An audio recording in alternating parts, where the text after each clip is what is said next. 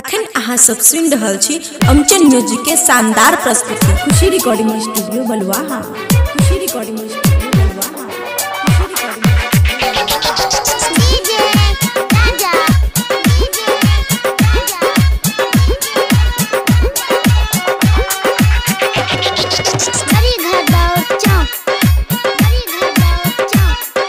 खुशी recording studio बलुआहा। खुशी recording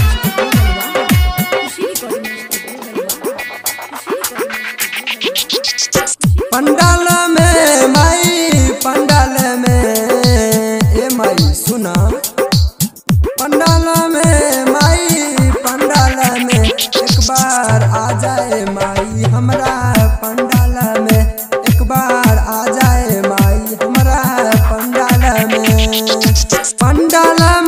माई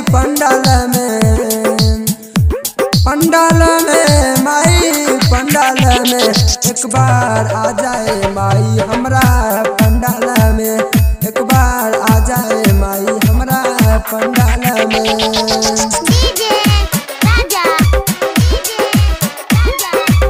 खुशी recording studio बलुआहा।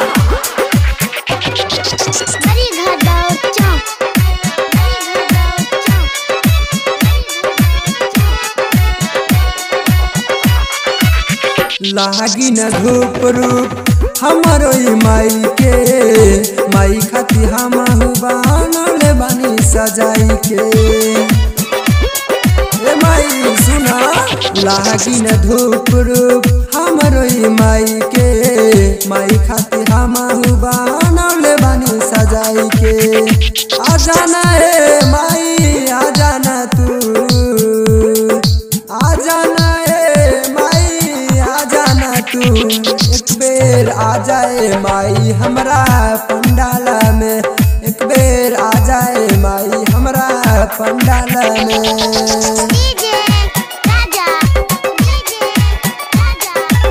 खुशी recording studio बलुआहा।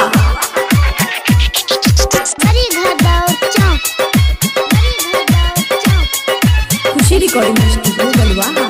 खुशी recording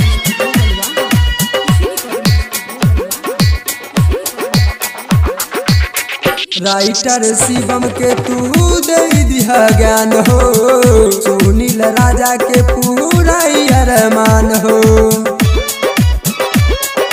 ए माई सुना writer Shivam के तू दे दिया ज्ञान हो सुनील राजा के पूरा अरमान हो आ जाना है माई आ जाना तू आ जाना है माई आ जाना तू एक बेर आ जाए माई हमरा पंडाल में एक बेर आ जाए माई हमरा पंडाल में। खुशी रिकॉर्डिंग स्टूडियो बलुआहा।